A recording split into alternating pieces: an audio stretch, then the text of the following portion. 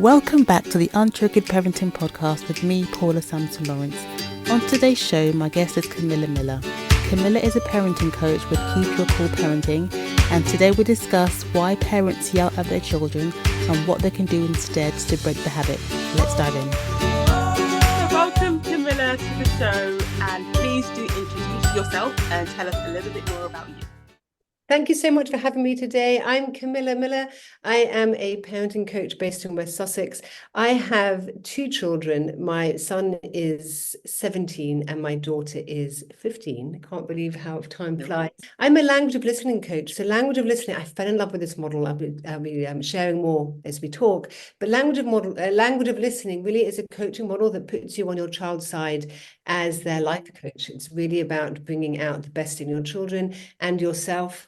We are in charge of our child's really their personal growth. So really it is based on that. It is really a way of raising children away from the rewards and the punishments and actually be on their side, collaborating and bringing out the best in everybody. And that's where you get the willing cooperation and family harmony. Yes, so much more easier this way.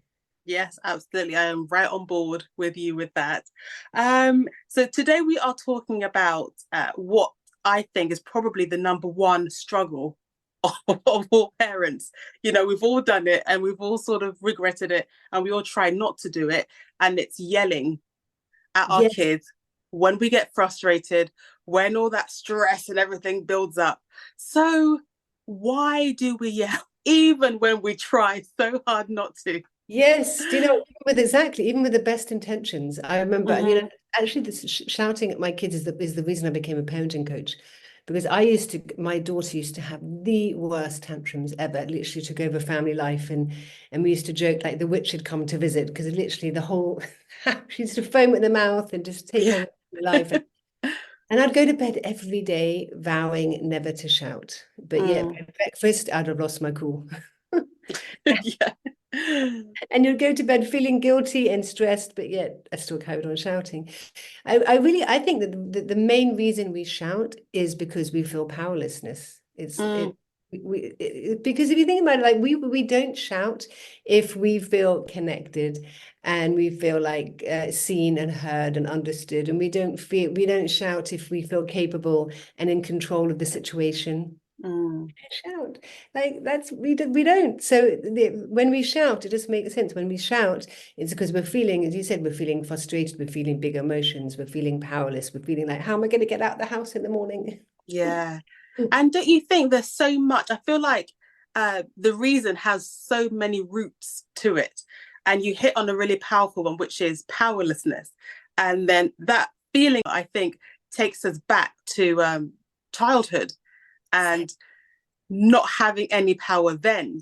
And so I think there's a sense of, well, when I become an adult, I will have the power and I will be able to make things happen and people do things, especially my children. And then when they don't do what you asked, you're like, what is happening? You should be doing what you're told, you know. I did what I told. Oh my God. And then we start feeling like we're failing. Yes. Yeah, you're so right. So I was thinking about this three main reason. It all stems from powerlessness, all of it. But under that is like, as you said, it's like this unmet needs and feeling unheard. Like when we feel unheard, like when our children aren't listening, we take it personally. Like, how dare they not listen to us? Because I listen to my parents, and how dare you not listen to me? We take it personally. So we feel even more powerlessness, and then we feel hurt. And it really is understanding meeting our needs, understanding where that comes from. So absolutely. I'm a massive proponent of self-awareness, but you can only be self-aware when you give yourself enough time to stop and to figure out what you're doing and why you do what you do. You know, so many people don't even stop to think why you do what you do, because if you don't do that, then you're just going to be reactive. You know, once you stop and you think, okay, I know that this triggers me, I know that this particular thing bothers me, and it could be anything. For some mums or parents, it's sleep. For some, it's food was a big thing for me, because I was always, I don't know about you, but I was always sort of, you eat what you're given. you know. And then I came with my kids with a sort of, I'm going to sort of work with you with your likes and your taste. And if you still reject my food after I've tried to accommodate you, you know, so much, so people have different triggers, don't they? And but knowing that, I think, don't you think helps you go into the situation, I don't know, a little bit differently, but it all starts with 100%. knowing? Yes, because so often it all starts with awareness, because so often we think that we're reacting to the situation, and Mm-hmm. that our children cause us to shout. Yes, like they're not eating, so therefore it's their fault. Mm-hmm. But actually, if we pause, we don't react to the situation. Our emotions, yes, it's our emotions. We react with our emotions, but also it's the assumptions, it's our judgments, it's our beliefs. Yes. Like you were saying, you were raised to be like, you eat everything off your plate, or you're punished, or you don't get off the table unless you Mm-hmm. eat. So that's your belief of how things should be. And then you try and do things differently. And so you give and you give and you give all this attention. You're like, work with me, work with me. But then your kids don't. And then resentment starts building. Yes. And And can then, you talk? I would love for you to go into a little bit of that expectation, because I think we have a lot of expectation on our children, on ourselves, whether they're realistic or not. We've sort of where these expectations come from, and so when they're not met, that kind of throws us off, I think, and it goes back to that sort of powerlessness. well, everything we do, everything in life is like we've been programmed from a young age. Like our Mm-hmm. way we see the world, it's like we have these goggles on, and everything is filtered through that, and that comes from our own childhood, like the way that we've been raised, the way that our earlier childhood experiences Mm-hmm. really affect how we see the world and our expectations of how things should be. Just as you were mentioned before, like children should finish their food, children shouldn't answer back. All these messages have come from our experiences, and we don't really question whether they're true or not. Yes. So if we don't question it, is that really true? Is it true that my child should never answer back? Well, actually, answering back is just I look at it as a child answering back as my child standing up for themselves. Yes. But Yes. if I come with this assumption that children never should answer back, and it's rude and disrespectful to answer back, then I'm going to get really irritated Yeah. and angry and frustrated and feel like that I'm being disrespected because my child is sharing an opinion. But that comes from my old, childhood experiences Yeah. of how I was raised. So it's really just being aware of, is that actually true when we're triggered? Just being aware, is that thought still hold true? Do I still want to keep it? Is it how I want to parent now? Yes, that's Don't true. put And it's giving yourself that permission to let it go, I think, and not hold on to those ideas that maybe no longer serve you.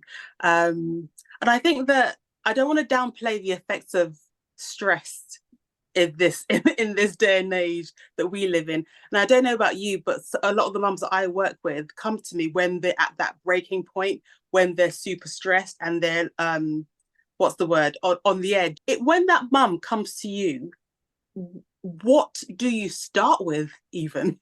Well, validation, validation is so important because we have to start with self-compassion and understanding. Mm. And those moms that give and give and give, a lot of the time, I think they're raised to be like the good girl. They have this huge expectation is their role to make everybody happy, to the whole family should be happy. And if their child is upset, then it means they've done something wrong. So they put so much pressure on themselves to not only work and to look after the kids and make sure the whole house is running.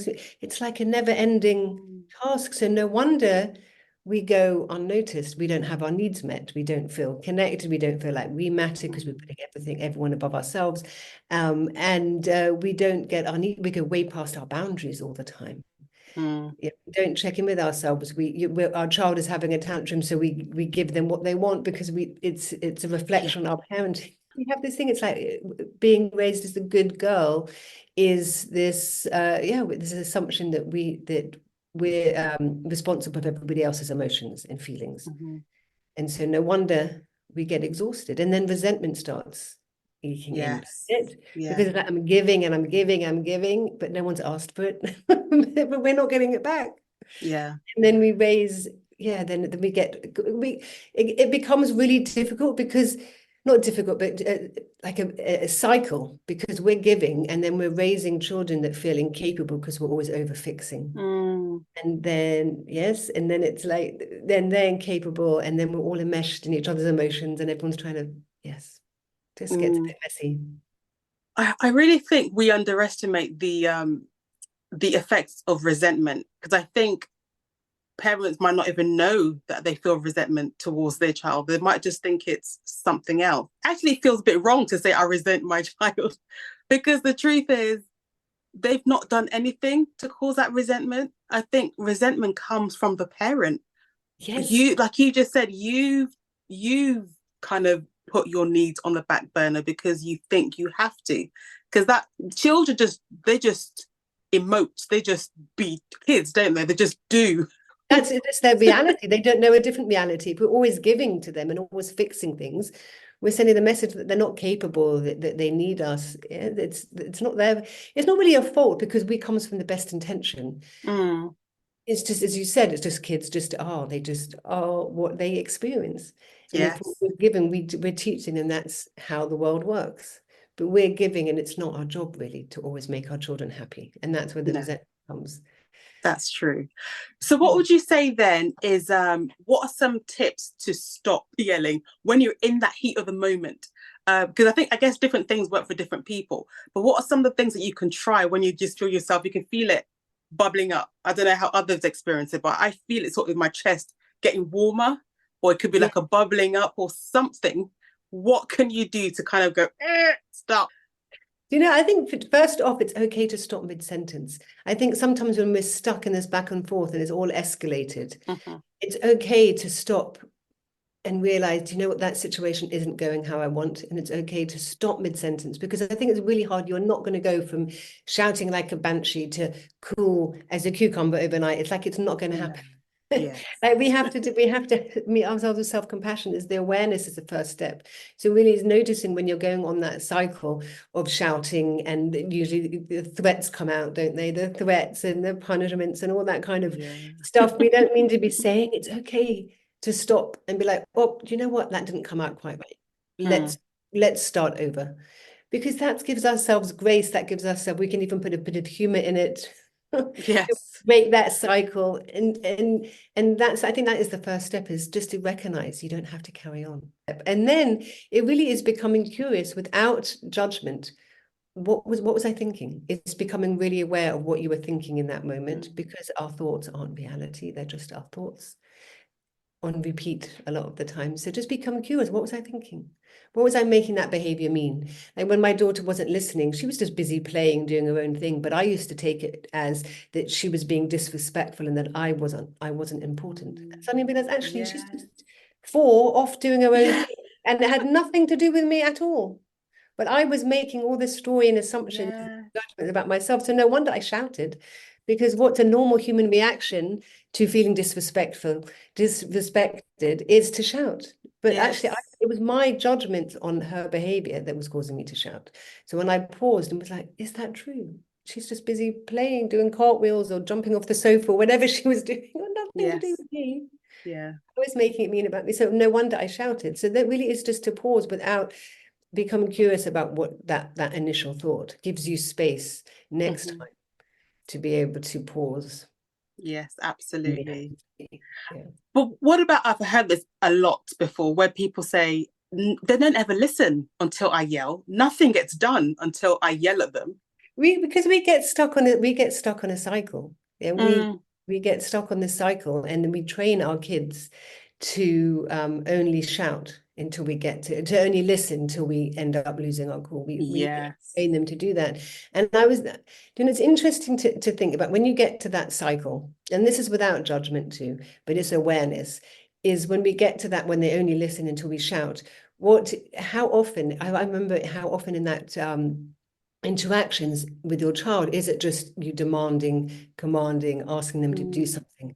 What percentage of that? Because I bet when you get to that percentage, and I was the same with my daughter, I suddenly realized actually I never really spoke to her other than asking her to do something. yeah. Yeah. Yeah. And they say, young kids hear 17 commands every half hour.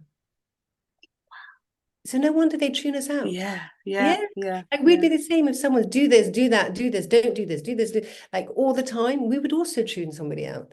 So it's Hmm. just the awareness of what percentage of your interactions is demanding your child to do something. Yes, absolutely. I want to get into your book, but before we do that, I wanted to ask about when you're in this habit, and because I worked with a mum who she just feels like it's too much of a habit to break now. And so, how do you get over that sort of limiting belief of, well, this is what we do. That's how the dynamic is now in our house. This is how it sort of works. I don't like it.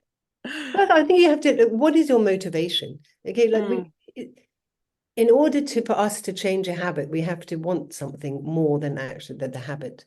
mm, We're not going to change if we don't want something. And I think when I was really struggling with my daughter, is to focus on the long-term goal.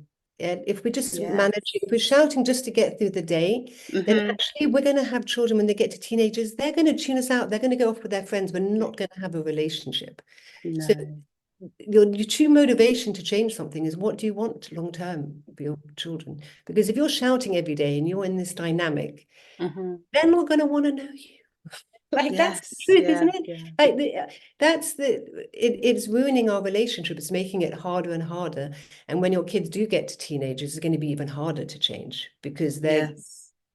they're off with their friends and you don't have any influence over them. So I really think to Mm, to motivate yourself to change, you have to think about the long-term goal. What kind of relationship do you want? Thinking about 10, 15 years from now, mm, where do you want your relationship to be with your child? Because then that's a great motivation, isn't it? Like, I'm doing this yeah. for my relationship. I'm not doing it is going to be hard. It is the long-term goals. I So 100% agree. I think that we always have to look at parenting as a marathon. It is a long-term thing. It's not, I know sometimes we do things just to get through the moment, and there is space, I suppose, for that, isn't there? Sometimes we just, oh, sometimes, of course, sometimes you know. we have to think, is my day-to-day interactions aligning Hmm. with my long-term goals for my Yeah. family? And that Yes. is the key, because if you're just managing the moment, you're going to make it harder and harder and harder. Mm, Think about you in a relationship. What makes you want to cooperate with somebody? What makes you want to willingly work with somebody? Is someone who loves you, who sees the best in you, yeah. who wants to be with you, who understands you, who speaks to you respectfully. You willingly want to be with that person. But somebody, on the other hand, who is shouting at you, belittling you, or all these dynamics that we don't like, negative dynamics, we don't want Mm, to be around that person. Yes. no. And so it becomes, and it's harder and harder to get our kids to do something. So I would, if you're young and your kids are younger, it's much easier to change. Put the effort in now, put the work in now, Yes. and Yeah. suddenly you won't. Like I used to be the biggest shouter ever. Like, used to go to bed with a sore throat thinking I was becoming ill, and I realized I've just been shouting all day. I Hmm. actually can't remember the last time I shouted at my kids. Like maybe 8 years. Can't, Wow. not at them. Like we shouted like out of frustration, but not Yes. at. There's a Not difference. at, yeah. Yeah. Not at. Of course, we have arguments, but there's a difference between shouting at your kids. And I can't. And so if I can do it, Hmm. I know I you have to take the effort. You have ever can do it. Yeah, and I have to remember, because I said to you earlier, I've got 4 kids. So when wow. I watch their interaction with them, and if they speak to each other in a certain way, I'm quick to go, don't speak to each other like that. But then I have to think to myself, how did you speak to them? Yes, what yeah. what did you model? We have to model that. And also I think that you're so right about when we model how we want to speak, our children pick that up. Hmm. And as you said, like you pick them up and they speak differently with each other, but also we're modeling how healthy relationships work. And I think this is so key, is that the way we're communicating is showing our children what to expect in future relationships, what to expect from their peers, Yeah, future partners. And if we're yeah. shouting at them and belittling them, they think it's okay they don't see the red flags No, they in future don't. relationships because they think that's normal. They think Yeah, it's normal to be spoken like that. yeah. And that's another motivation for me, is like, I don't want my Hmm. kids to grow up with thinking that's acceptable. And Yes. actually, both my teens now, at 15, 17, especially my daughter who's 15, She has such great friendship, such friend girlfriend. Like she's out of the drama. All her teachers have Mm-hmm. said she knows how to stay out of the drama because it's through my modeling and our interactions. So she doesn't take any bitchy girls in her friendship groups because she's like, Oh, I love that. that's not okay. That doesn't That's sit not right. okay. Yeah, That's that's not not what we do okay. around here. Exactly. You cannot treat me like that. Yeah. And that stems from healthy communication at home. Yeah, it really does. I think we underestimate the importance of that, of modeling these things that we want our children to then emulate as they grow older, because we never want to normalize chaos. Because you see online something happens and people go, oh, they didn't leave because they never saw the red flags. Well, if a red flag is just normality when you were growing up, how would you even know to leave? That's another tangent, another topic, but Exactly. But it it does all stem, it all connects. It it all does. connects, it really does. So I would love to hear about your book. Tell us about that and what really motivated you to write it. My daughter was the one, Oh, actually. My wow. daughter, yes. I wrote it in the front of the book because she's like, make sure everybody knows that she was my inspiration. Bless her. Because I Love struggled that. for years with her behavior, years and years. And I Mm-hmm. found language of listening, the coach and model that I found, and I fell in love with it. So I spent 2 years training to become a authorized language of listening coach.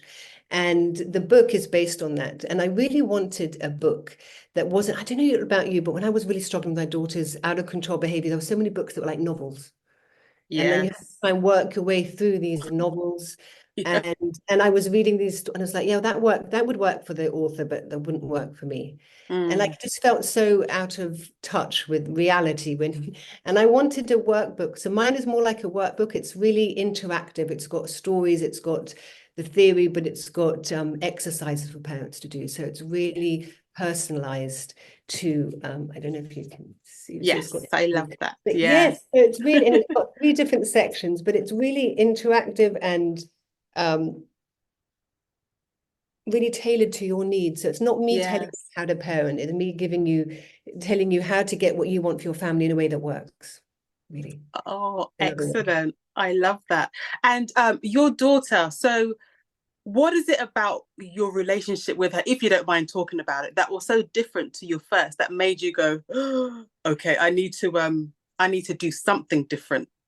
Yes. Something has to change. Oh, because my boy, he was the most easy, laid back Mm, kind of boy yes. ever. Never had a tantrum, always did as he said. He was just compliant. He's just still now, he's one of the kind of kids that just like following the rules and very self-directed and quite academic and just so he was an easy child. And I used to think that I was a pretty epic parent because it was easy. Later, I think a lot of parents like we have easy children, so we think, oh yes, it's all about me. Yeah, Yeah. yeah. And then I had my daughter, and it was like bang. Like I remember like the day I brought her home from hospital, she picked her head up and looked around. And she was like walking at 10 months and just always a go-getter. But their tantrums took over family life so much that I was like, oh, so it's not me. I'm not such an epic Wow. Yeah. parent. And I really took it personally, thinking it was all, I was a terrible parent. But yeah, seriously, the skills I was given just didn't work. I was told, you just need to be firmer and Mm, take stuff away. And then it was the height of super nanny and the naughty step, and it just didn't work. And I ended up thinking that I was failing, and everybody, my family was, mm. you can't control your daughter. And nothing was working. So that's when I started doing all this research, found language of listening, completely transformed my relationship with her. And now I just have the best relationship ever with my Yeah. Oh, girl, and wow. she's proud of herself now. Like with the tantrums, we turned it around. When I used to told her that she used to ruin the day and that she was, she took over family life. I was always telling her off and punishing her, and I changed it to pointing out her strengths and coaching her through her tantrums. And we got Yes. to a stage when she was like, "Yes, I did it," and she started becoming proud of herself, and Oh, she started wow. feeling, and that's the language of listening. It's like bringing out the best. So your children start feeling proud of themselves. Yes. I started feeling proud of how I got through the situation. Because Yeah. before, when we're shouting at our kids, we don't feel good about ourselves. Like we don't want to be in that place, do we? We feel really guilty about shouting Yeah. at our kids. We feel a lot of Mm-hmm. shame about it, but yet we don't know what else to do. So language of listening really is for us and our children. And I started feeling proud of how I got through a challenging situation. And she started feeling proud. And we were like, yes, we did it. We Yeah. did it. Yeah. And we have a little dance, like we did it. We did it. And Oh, I love she's that. proud of herself. And it's just based on success training, based on pointing out our kids' strengths so they change how they see themselves. Yes. So Yes. Yes. before she started, she used to think that she was a bad child, could never handle her emotions, and it changed to her Mm, feeling really proud of herself and seeing herself as she did have self-control, that she is patient, that she is yeah. flexible, and it's teaching our kids though in that way. So we act according to who we believe we are. One of the premises in Yeah. language is that we act according to who we believe we are. And, if we're always telling our kids they never listen, then they're going to believe us. That's They're gonna believe true. us. That is so And guess what? true. You're going to have a child who never listens. If you always tell Yeah. a child that they're stubborn or inflexible, guess what? You're going to have a stubborn child. But pointing out to your children that they are flexible, that they are problem solvers, Mm, that they are team players, that all the wonderful strengths we can point out, they naturally change their behavior to reflect it. yes. And It's that's so true.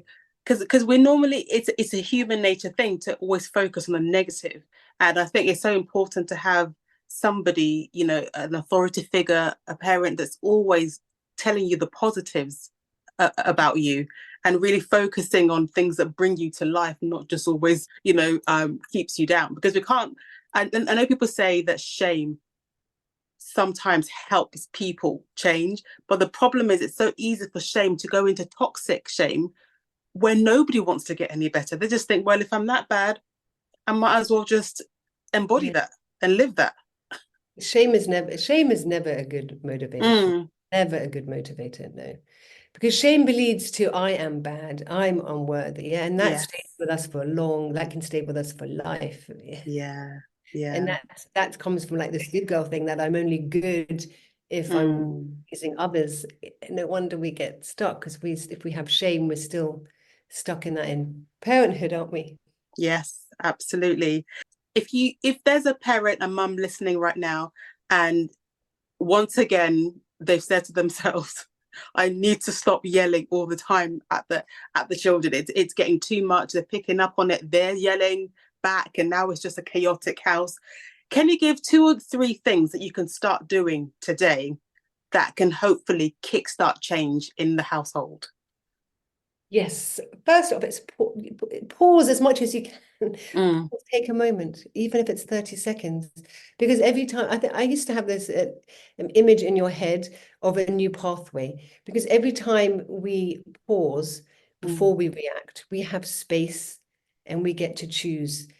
So often as we go straight to reaction, but even that 30 seconds, even like 10 seconds, mm, 10-second pause gives you more choice, gives you more and more, and you will feel more empowered. Every yeah. time we go in straight into reaction, we feel powerless. We give our power away.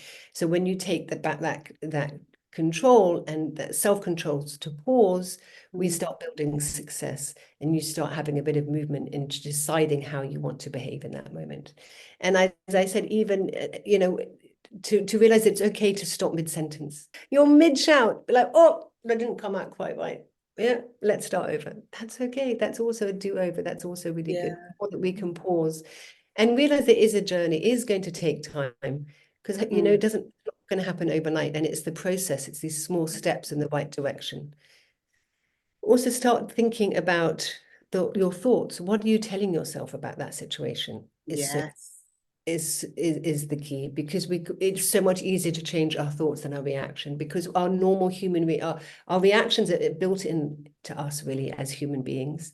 Like it's a normal Mm, human reaction to shout when we feel disrespectful or unheard, or that we think our children are being lazy, or we think, or the fears of the future, isn't it? Oh my goodness, if my child is speaking to me like that now, then they're going to end up with no friends, or they're going to end up in jail. That's yes, out. yes. Yeah, like what are these stories are we telling We ourselves? do. We write novels and whole fictional movies about things that are happening, and it's like, Yeah, where did that even come from? exactly. My child's just busy playing on the floor. Yeah, Lovely. I had to tell myself, I had to say to myself, is it accurate? Is that actually accurate? What is happening now? And is it even true? Is it true that he rolled his eyes because he thinks you're somebody he doesn't need to listen to? Or, why would it's not even true. Yeah. So it's just that awareness, and you see, but you know what's funny? It's like when we bring humor to it, it takes the anger out of it. It's actually just it's having humor about what we're thinking. Yes. It's Yeah. not laughing at us, but actually just having humor really changes the whole atmosphere. Yes. I would love for you to share with the listeners where they can connect with you online, find out about more what you do, and also pick up your book. Yes, so my website is called Keeping Your Cool Parenting. That's also the name of my book. You can get my book on my website. If you go to keepingyourcoolparenting.com and click on book, then you will find it there. I'm also on Instagram under the same name, Keeping Your Cool Parenting, so you can find me there as well. Excellent. Well, thank you so much, Camilla, for coming on today and chatting with me and for sharing some of your tips with us. And hopefully we can all hear some more peaceful, calm households. Yes. Thanks for listening, and I'll see you next time.